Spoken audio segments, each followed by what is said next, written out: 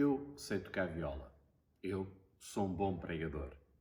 Eu tenho jeito mesmo é para conversar, falar com pessoas, ser um conselheiro, ser um confidente, ser um amigo. E todas estas são, sem nenhuma dúvida, vertentes, virtudes, valores muito ricos e muito preciosos no que ao ministério diz respeito. São capacidades tremendas com as quais nós podemos contar para o exercício do ministério, para a obra que nos fomos chamados para realizar. Mas há algo acerca de todas estas e muitas outras, como é óbvio, virtudes e capacidades. É que elas não são o exclusivo de uma única pessoa. Na realidade, já aprendemos e já percebemos que Deus equipa diferentes pessoas com diferentes capacitações para um mesmo alvo e para um mesmo objetivo. Quando nós servimos a Deus e quando nós servimos concretamente na vida de outras pessoas, temos realmente que compreender, que entender e aceitar que sozinhos nós não temos todos os dons, sozinhos nós não temos todas as capacidades, sozinhos nós não temos todas as valências. Daí que torna-se extremamente útil e importante que nos aproximemos uns dos outros.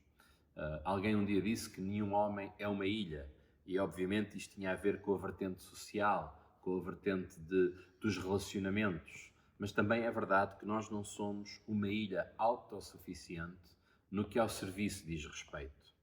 É interessante vermos como a Bíblia nos fala disto, ou como nos apresenta esta realidade. Tudo aquilo que é ministério, tudo aquilo que é vivermos como igreja, a Bíblia faz alusão ao corpo de Cristo. E diz que esse corpo ele é constituído de diferentes membros. E cada membro tem a sua própria função.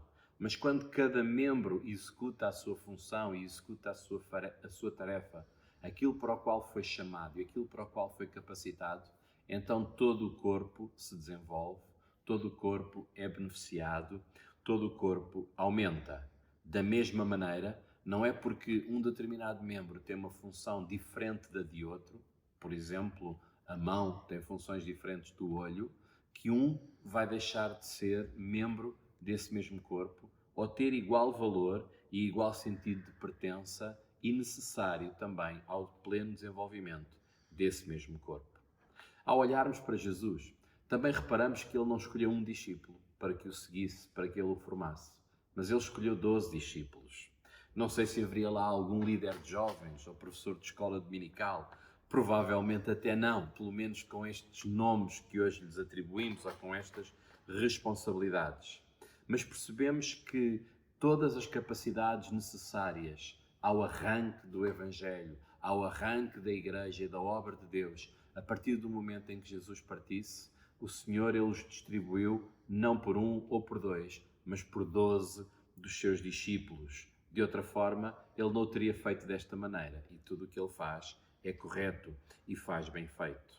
É interessante que também depois da ressurreição de Jesus, da sua ascensão, vemos estes discípulos e outros serem capacitados e utilizados de diferentes maneiras, de diferentes formas. Lembramos de Paulo, que é enviado aos gentios, de Pedro, que é enviado aos da circuncisão, como diz a Bíblia, ou seja, aos judeus. Vemos isto no começo da igreja, logo no início. Pedro diz-nos que Deus distribuiu a sua multiforme graça sobre cada um de nós. Uma graça que se manifesta de diferentes maneiras, em diferentes pessoas, para diferentes finalidades, com um mesmo objetivo: o aumento do reino, a expansão do Evangelho e que vidas possam ser tocadas e abençoadas.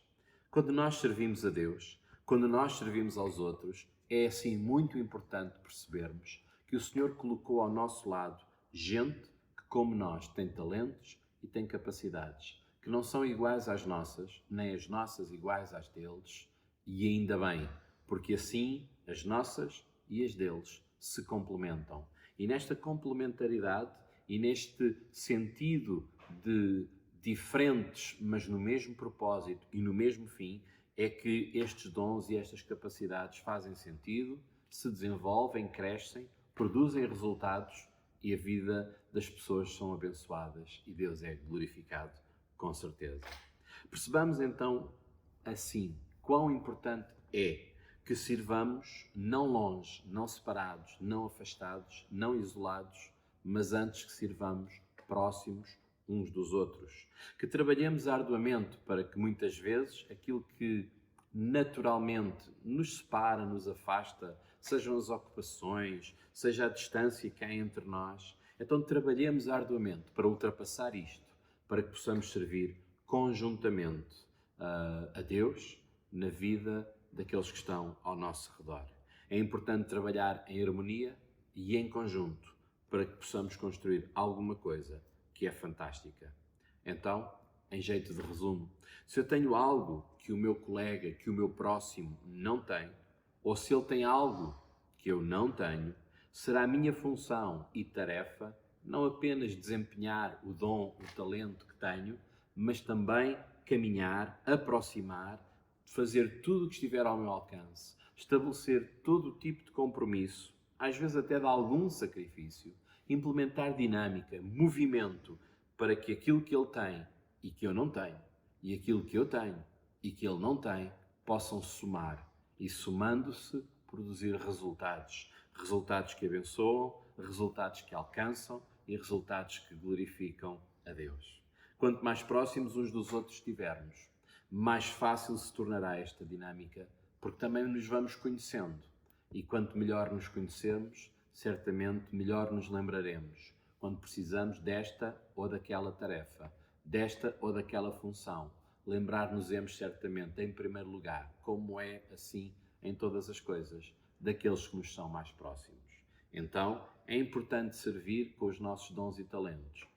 Mas é importante lembrarmos que os nossos dons e talentos não são únicos e não são sozinhos suficientes.